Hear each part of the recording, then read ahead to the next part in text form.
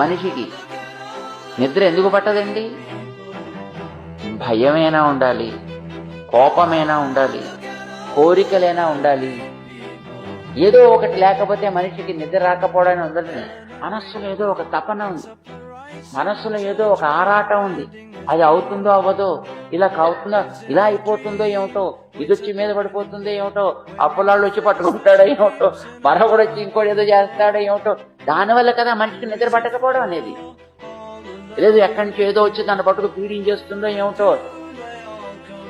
మనస్సులో ఉండేటటువంటి భయం వల్లనో, కోరికల వల్లనో, ఆశ వల్లనో ఏదో ఒకటి కారణం అవుతుందండి. ఎప్పుడు మనిషికి నిద్ర పట్టడం లేదు అని అంటే